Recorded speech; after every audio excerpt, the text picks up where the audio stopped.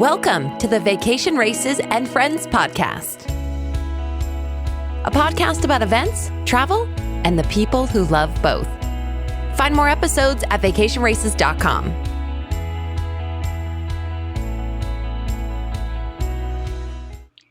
Hey everyone, Robin here. Just a few notes before we get into today's episode. For today's episode, I talked to Holland Newton, Director of Virtual Running Club, and Ryan Jenkins, who is CMO of Vacation Races. We discussed virtual racing, our different and similar fitness philosophies, and we also talk about the new Spark Plus app and the Great National Park Relay, as well as some upcoming deadlines for Virtual Running Club. We mentioned a few links that I will provide for you in the notes of this episode, and I hope you enjoy it and have a good weekend. Well, thanks for doing this, guys. Yeah, really happy to be here. How is everyone's week going? Ryan, are you feeling any better? You were kind of under the weather. I still have a cold. Oh, Not sorry, COVID, dude. So that's fine. I can handle a cold. Yeah. Okay. Well, then we can just go ahead and get started. Holland, I only just found out from Ryan recently that you're a personal trainer. I didn't know that. I am. Yeah, I that was kind of my job that I got myself through college with, and then cool. have kind of dabbled in and out of it for the last 15 years, 20 years, something like that. Wow.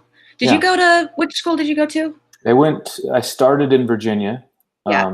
And went to Southern Virginia University, but I graduated from the University of Missouri. Gotcha. Cool. And Ryan is our CMO. For how long, Ryan? It's been a few years. I joined, it's got to be about 3.5 years ago now. Oh, wow. It's gone really fast. It really has. I was gonna guess like a year and a half. That's crazy. Yeah. So awesome. Well, Holland, so you're a personal trainer, but you run our virtual running club, which is the virtual arm of Vacation Races, essentially. I remember when Salem put on that first turkey trot, I was living at their house because I was finishing up college. And I remember thinking, one, that's a ridiculous idea because I hadn't thought of virtual races before. But then I was surprised at how many people were into it, and ever since then I've been like more on board, and I get it now. But I was doing some of that work for a while, but since you've taken it over, it's been more of your thing. Can you tell us a little bit about that? Yeah, for sure. I think a lot of people have a reaction of they kind of take a step back, like, oh, why would someone do a virtual race? But there's a lot of reasons why someone can do it, and it fits nicely into a training program for people who've signed up maybe for their first half marathon and they want to stay on track. It also provides an avenue for those that are interested in doing races, and maybe they're new to that idea, and so they're maybe a little bit skeptical or maybe a little intimidated by being with a big bunch of group of people, so that they can still be a part of that. Or maybe they just live far away from Sure. an in-person race. Obviously, right now, there's another reason of why people are very into virtual races. Right. And we all hope that goes back to not being an issue anymore sooner than later. But it's been nice to be able to provide an outlet for those that are interested in doing races. And sure. still be active and still work hard and still be able to earn something that they can hang on their medal rack, or they can look at in their closet from time to time or whatever, and realize that they did something that was, important to them, and also, bring awareness to some kind of a campaign or social issue, or just raise money for anything from national parks to Make-A-Wish, et cetera, et cetera. So there's some really cool things. Well, we just closed out the stay home half, which was the first thing that we sort of pushed after the stay at home orders happened. Can you reported the number that we ended on? It was huge. I don't remember what it was though. Yeah, we finished with just over 21,000 participants. I think it was 21.3 or so. Awesome. And that's the largest virtual race that we've ever done. It's the largest one we know about. There may be others out there with different formats that perhaps had more, but it was a kind of a single event that stretched out over the last few months, and it gave people an avenue to still stay active and reach for something that was very unique, and we had a lot of participants that chose to do that event to meet their physical requirements and desires to be active, but also as kind of a commemoration and a memory of, this is a crazy time and unprecedented, hopefully for our lifetimes. Right. So we had some pretty cool bling that people earned, and they'll remember it with all different kinds of emotions for years to come. A few episodes ago, I interviewed a couple guys that ran the stay home, and they had just gotten their medals in the mail, and they were so jazzed. They were like, "It's huge. It's the size of my head." It was very fun. They were stoked about it. Well, yeah, so we have, those are, we mentioned a couple of the big ones, but we have a pretty steady stream of virtual races, generally speaking, right? Yeah, we do. It ramps up a little bit more during the warmer months, but we try to stretch, have opportunities for events all year round. It does slow down November, December, January timeframe, but a lot of our participants live in warmer climates in the country, and so they can participate outside all year. And the advantage of virtual races is that you can do it on your treadmill, or maybe it snowed a lot recently, and so you can walk it, or you could even snowshoe it. So we kind of mimic the traditional race schedule, where it's busier in the summer, but not exactly. Yeah. No, I remember hearing some feedback about it in the beginning. People really liked it to get through some of those colder months sometimes to, help motivate them to keep training. So they were, in top shape for the summer. For sure. Well, and there's some other benefits. I mean, if you're a traditional race runner, traditional races are fantastic, but there's some downsides as well. You oftentimes have to, spend money. You've got to travel there. You've got to get a hotel. You've got to eat restaurant food for a couple of days. You've got to get up at 4 I was going to say, you got to get up early. You've got to deal with parking. You've got to, find porta potties when you have to go to the bathroom. And with a virtual race, it's all, you can run wherever you're familiar. You can run on a treadmill at the gym. You can run in your neighborhood. You can go up in the hills near your house. Yeah. You can do it. You can do it piecemeal. You can run 5 miles each day if that's all you have time to do, or you're still training and you're just building up your mileage. And so it's pretty accessible. It doesn't interfere with your life in quite the same way that traditional races often do. But you can still earn this bling and swag, which is huge. It's awesome. Yeah, I mean, the people are generally across both the vacation races and virtual running club companies. Our customers generally don't consider themselves runners, even though they run all the time, which is a hilarious thing. Like people want some professional athlete to come and anoint them and say, "You are now officially a runner," or something. And so, you don't need that. This is an accessible way for you to just say, "Look, I'm gonna do some training. This is the motivation that I need. Maybe I can't, because of where I live or what job I have or whatever, maybe I can't get to a traditional race right now, or I'm just not comfortable with it. But this is something that I can set a goal. I want to run this 10K, or I want to run this half marathon, and I'm going to build up to that, or I'm training for that, and get some kind of reward for all of your hard work." Well, speaking of, goal setting and all of that, Spark Plus, right? That's the program you guys have been working on. I've known a little bit about it because of, meetings that we've all been in, but will you tell me a little bit about that and give me kind of an overview? So Spark Plus is something that we launched at the beginning of 2020. And it was an extension of the idea that participants, runners, walkers, hikers, like having challenges and goals to reach towards. And we kind of prescribe to the idea that when you accomplish things, you should be acknowledged and occasionally get awarded with things. And so we built this platform that we named Spark Plus, as the idea of something that can spark your fitness and spark your desire to be a little bit more active. And and we've had good success with it so far this year. And we had some plans kind of in development in the the beginning of the second quarter of 2020, and they were accelerated drastically with lockdowns and shutdowns, and so we've been working really hard on expanding what Spark Plus is. Right now, as we're speaking about it, it's kind of a singular program designed for people who are interested in running and going distances and becoming a better walker and runner and hiker.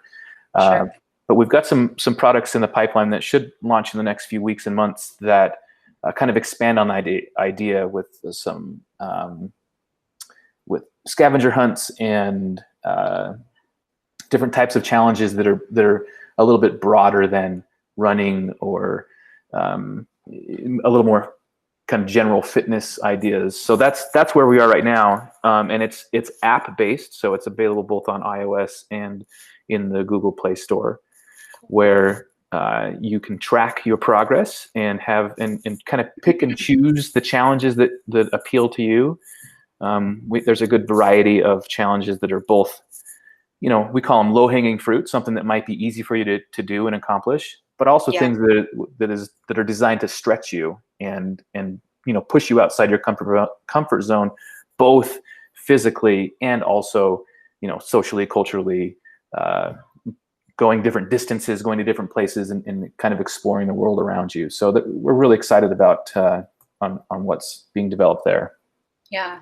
I mean, some of the discourse around fitness, especially among millennials, has been the idea of fitness.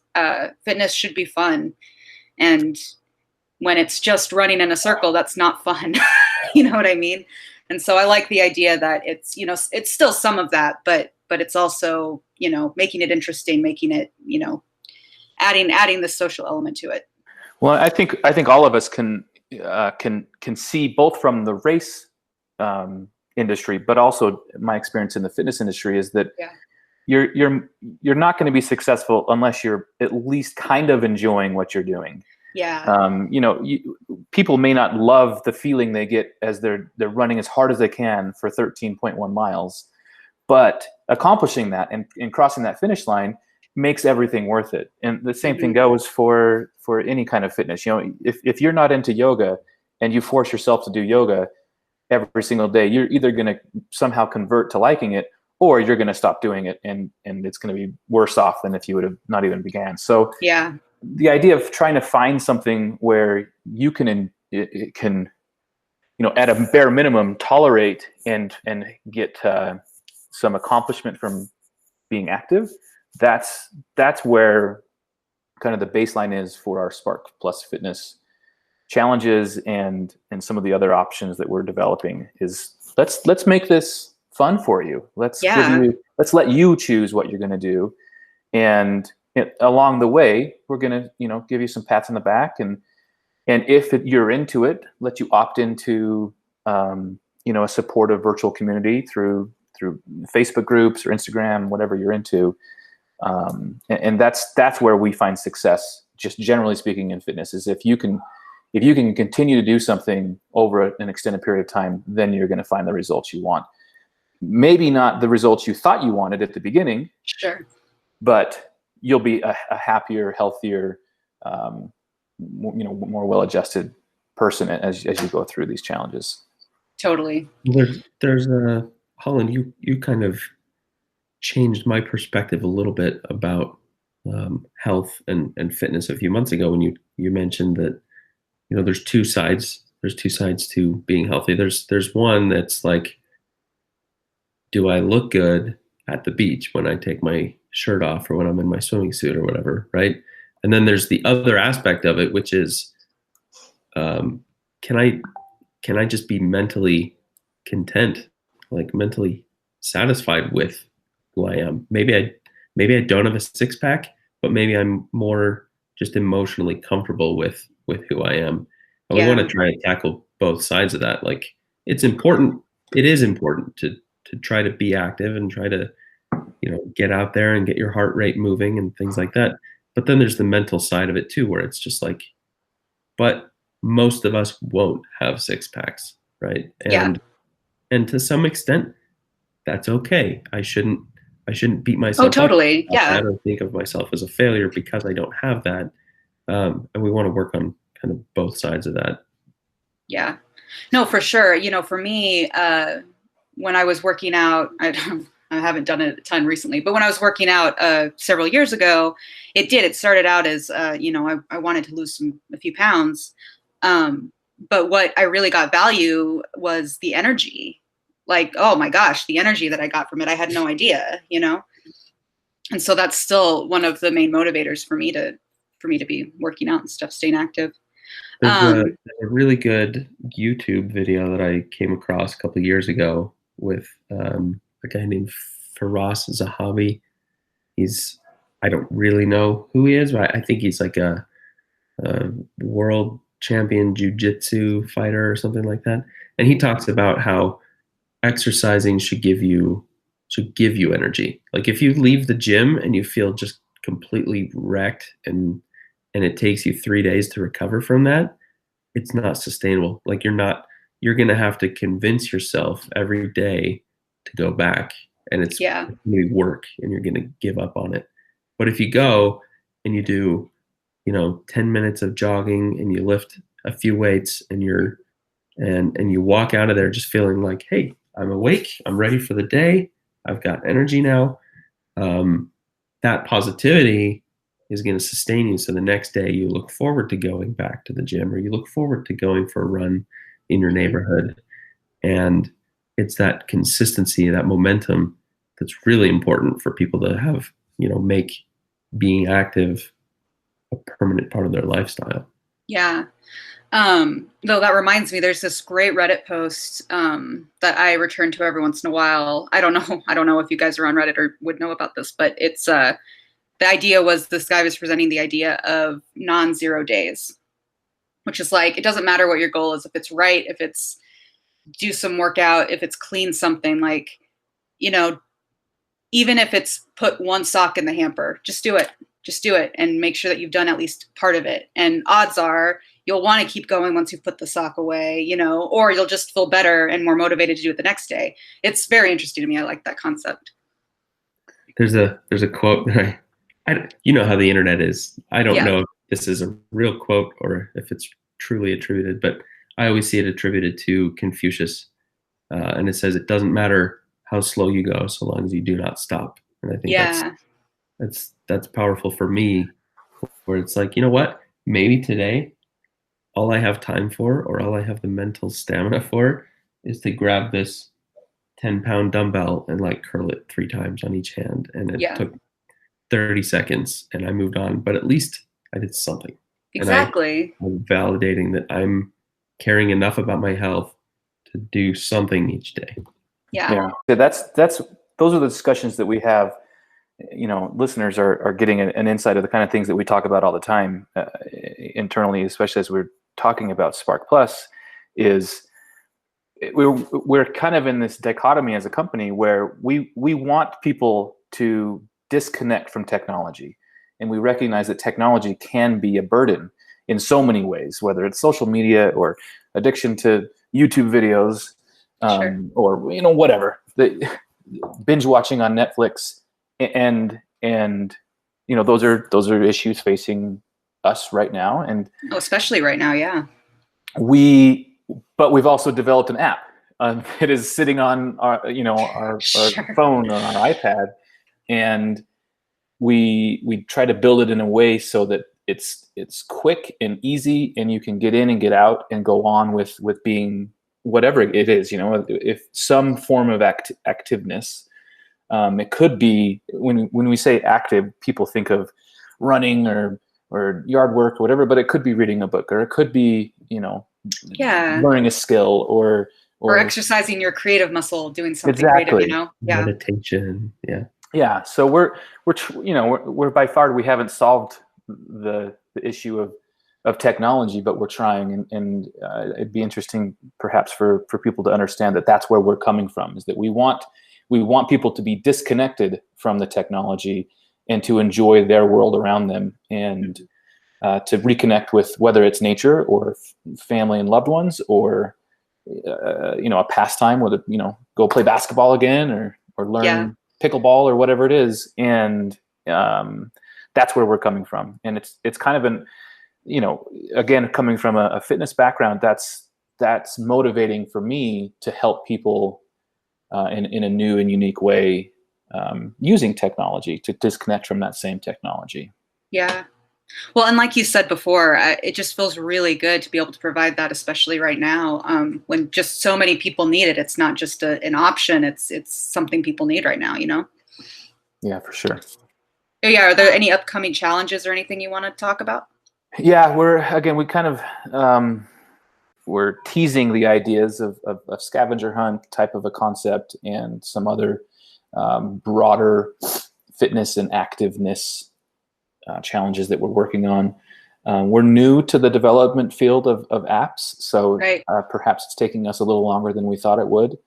But I'm not sure when this will air, but I would expect from the time this airs, in the next few weeks to months, you should start seeing some pretty cool stuff pop up on the Spark Plus app. So you should download the app and then kind of explore it, regardless of when you hear this. Yeah, totally.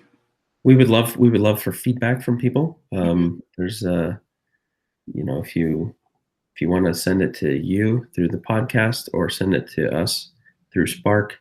If you have ideas for scavenger hunts or challenges that you think would be interesting, some of the stuff that I think might be interesting to some of the Vacation Races crowd, we imagine that we could put together some challenges like do a race in all 50 states, and you can track through the app, each state that you've run in and earn some achievements and maybe even some medals or other rewards that we send you as you make progress there. Maybe it's visit, all the national parks, or visit, 10 national parks or something. Oh, yeah.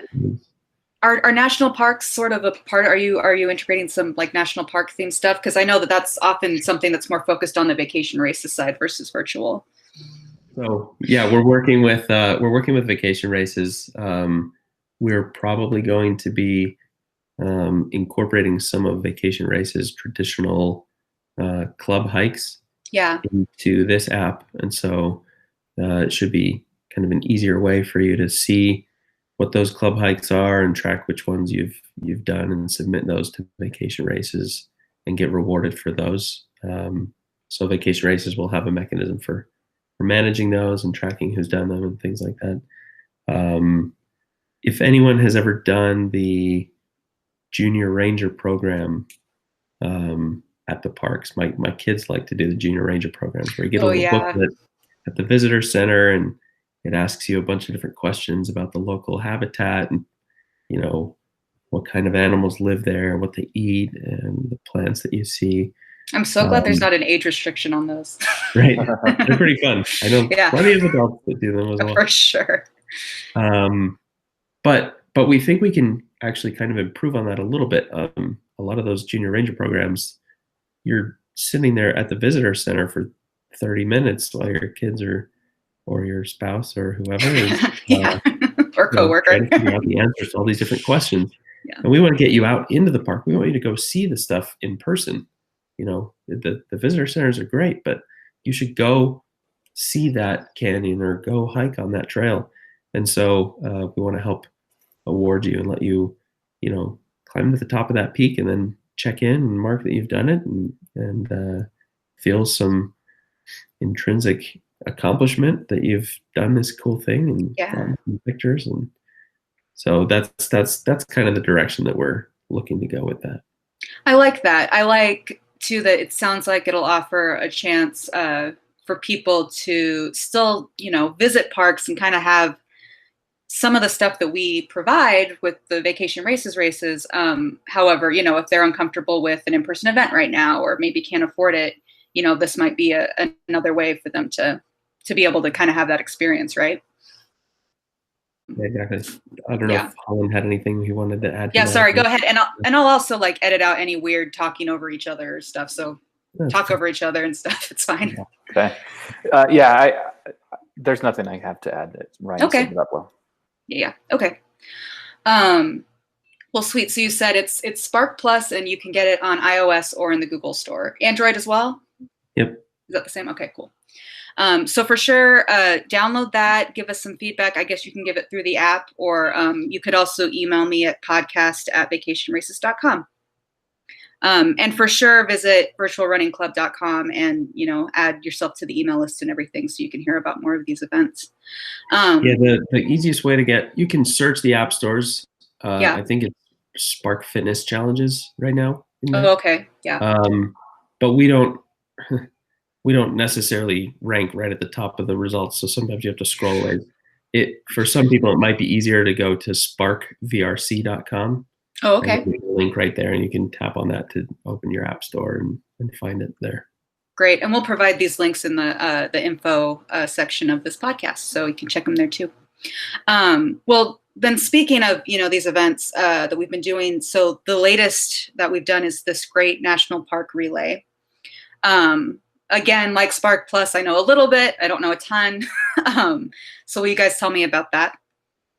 Yeah, so we, along with Spark Plus, we have been working on kind of diversifying our offerings in the traditional virtual race sphere, and those were also accelerated, in March, April, May type of timeframes. And so we had some ideas, and we've tested them, and one of the things that made it through testing is this idea of a 24-hour race where there are 24 people on one team, and each participant of the team goes as far as they can in 1 hour of the day.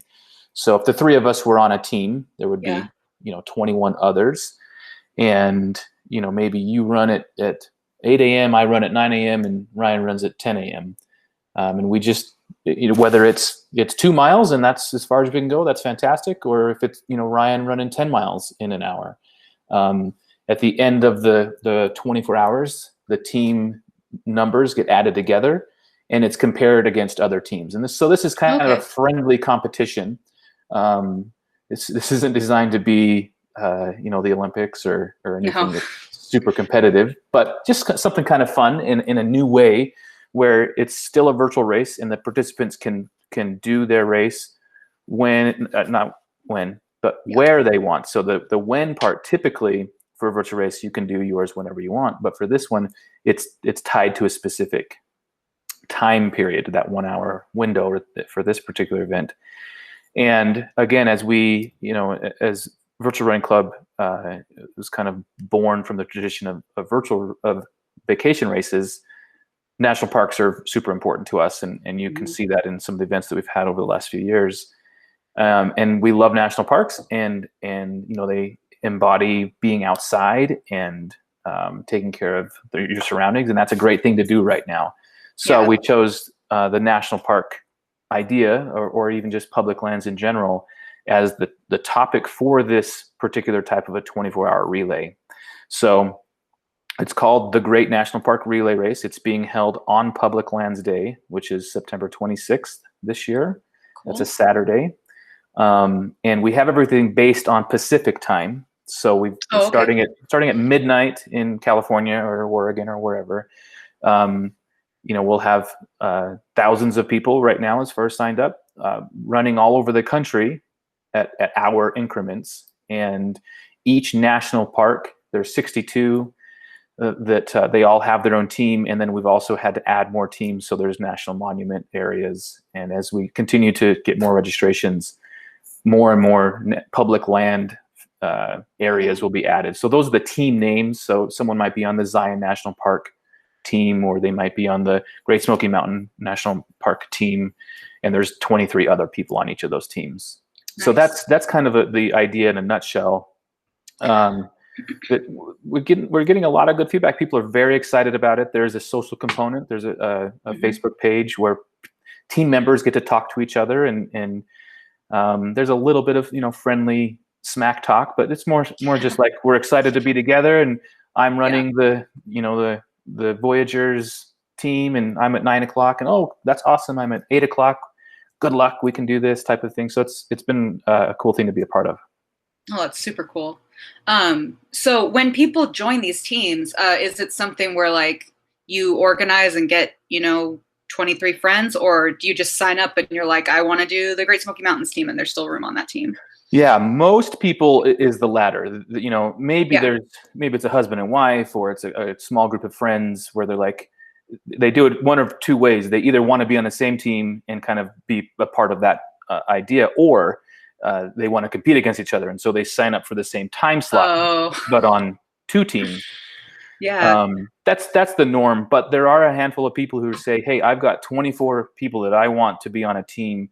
And when they reach out to us, we explain kind of the expectations of that, but we'll create a team for them.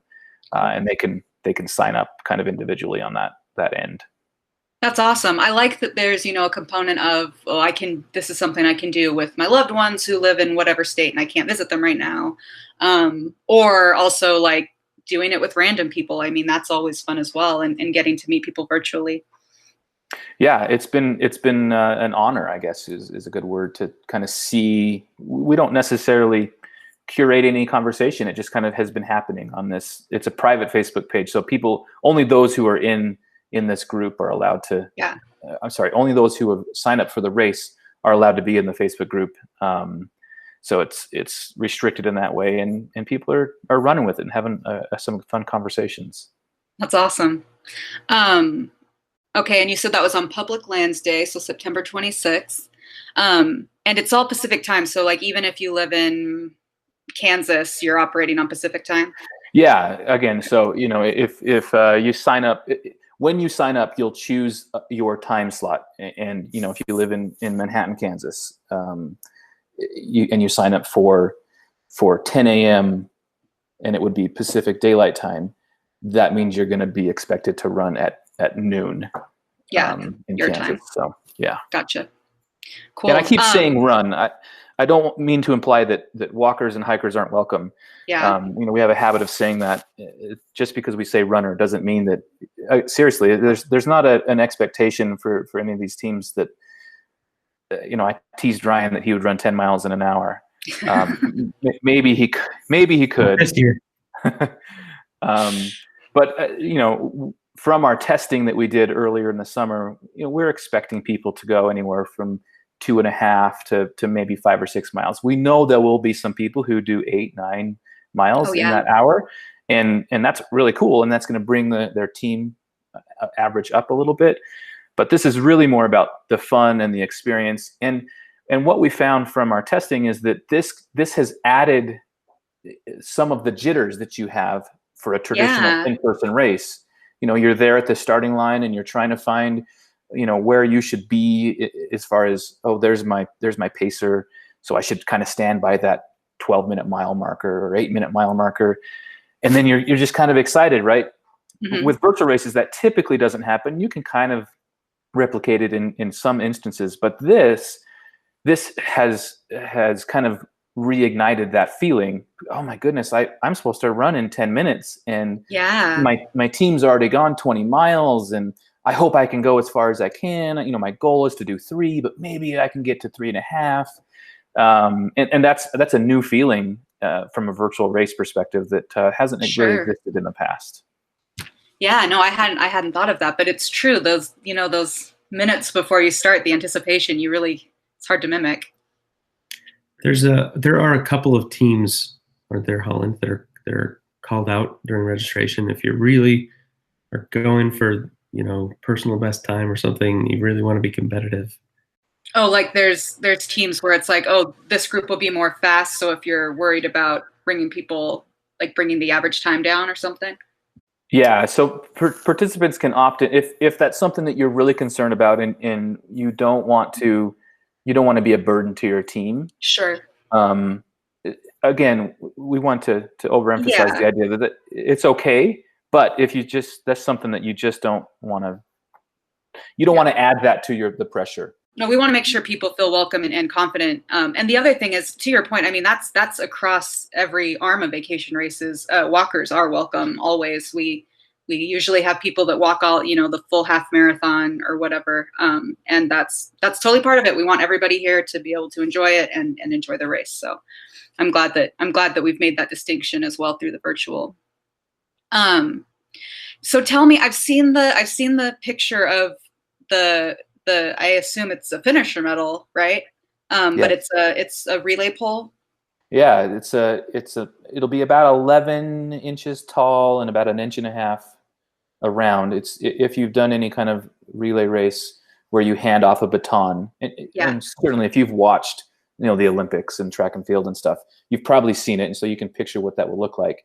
It's a real deal aluminum baton that you'd find at any high school or college relay race, and so it is attached to a ribbon or the lanyard, depending on what you call it, and we've got a really cool design both on the shirts and on the medal, and you can see the design on the website, but it's the shape of the United States, including Alaska and Hawaii, with icons of not just national parks, but important public lands. Obviously, we couldn't cover every single national park and every single public land, but if you look closely, you can see a geyser that would be about where Yellowstone is, or you could see a saxophone down where the Jazz National Monument would be in New Orleans. Yeah. So there's some really cool icons, and that is wrapped around the baton. So if you want to use it for a baton someday in the future, feel free. But it is much more designed as a medal that you can hang on your medal rack to remember this instance. It will have a clip on the ribbon. So if you chose to disconnect the ribbon from the baton, you don't have to destroy it. You can just unhook it and set it on your desk or use it as a toy for your kids or whatever. It's a real deal baton. So it'll be lightweight but long. Gotcha. For sure, I encourage anyone listening to go check out that design that you were describing. I just think it's so cool. Even if this doesn't sound like an event for you, you should check it out. It's really cool. And then because you mentioned it's not necessarily, it's supposed to be more fun than competitive. Are there top finisher awards or anything, or is it just bragging rights? There's bragging rights.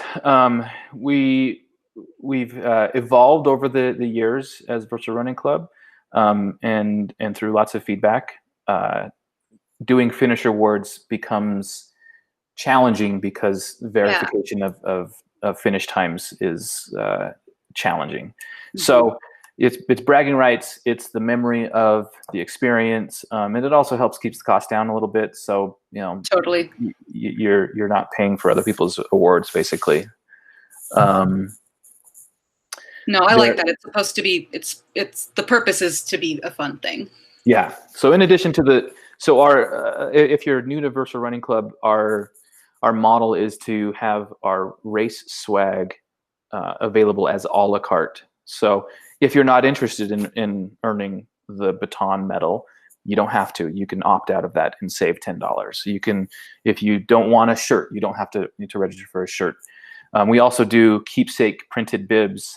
And again, if you've done our events in the past, all the bibs kind of have the same design. But where we've done a little bit different this time is because it's a public land centric, and you're signing up on national teams that are named after national parks and national areas.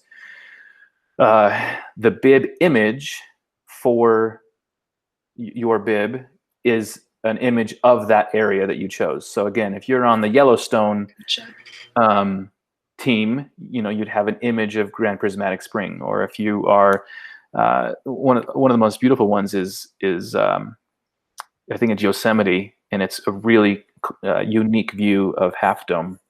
Oh, cool. So yeah, you're getting a little bit different taste with the bib design, and we're really excited about those. Should be both shirts and bibs should be delivered to people who sign up early. Before this, we had an early bird deadline, and those should be delivered in by the end of August. So nice. You might start seeing those posted on social media and stuff.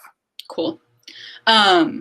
Speaking of, for anyone listening now, and this will be published later today, just FYI, what's the next registration deadline that people should know about?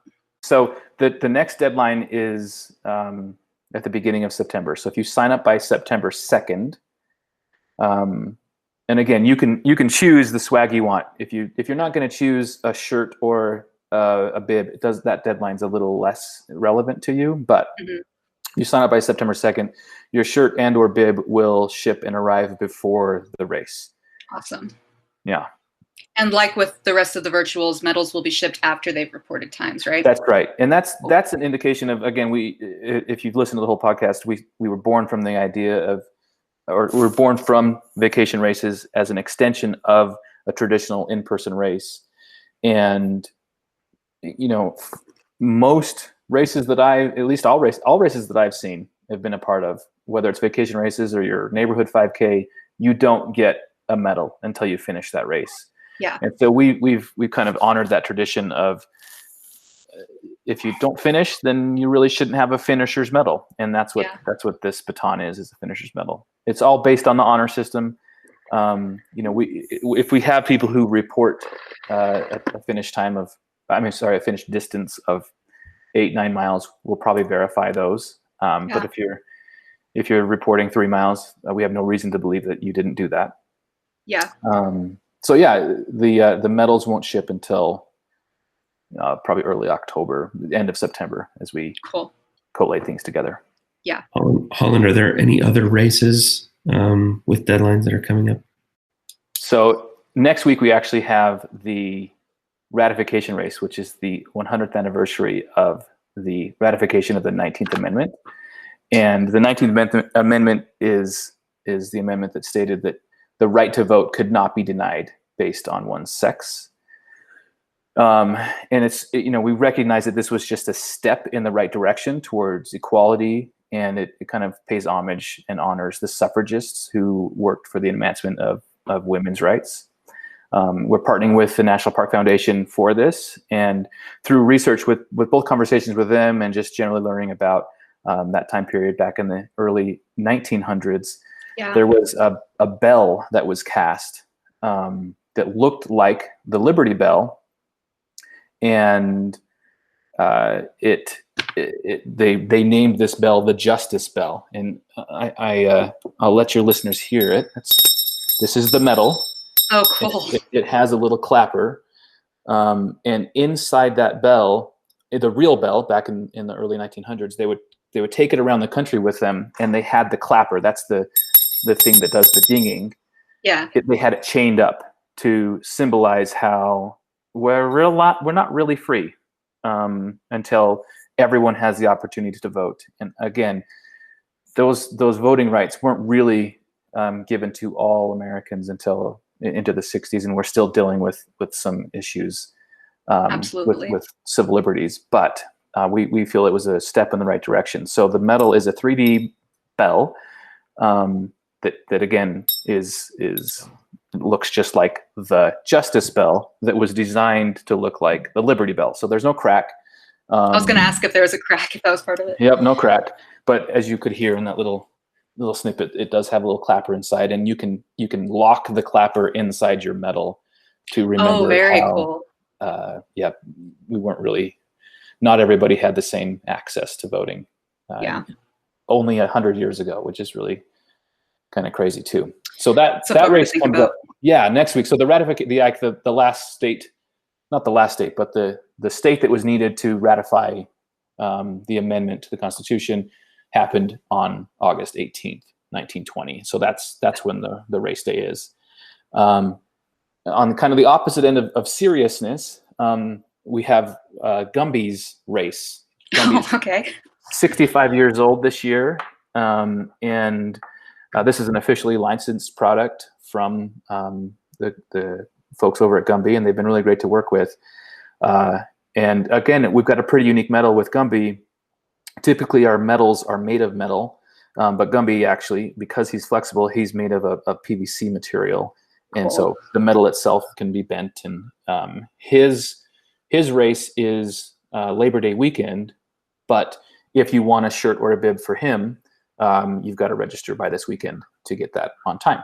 I don't know if Holland even wants to bring this up, if this is still top secret or work in process stuff, but so he may just say no comment.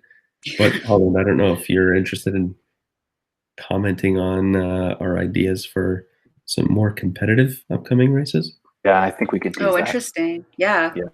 As we've talked about, our events are pretty laid back and casual, and we've had some interest from people to reintroduce the idea of competition. And so we've partnered with an organization that has developed a proprietary way to score an individual's run based on the speed, the pace, the total time. So if you stop to tie your shoe or whatever, that's going to affect your score. Your temperature, your humidity, and your elevation gain or lost.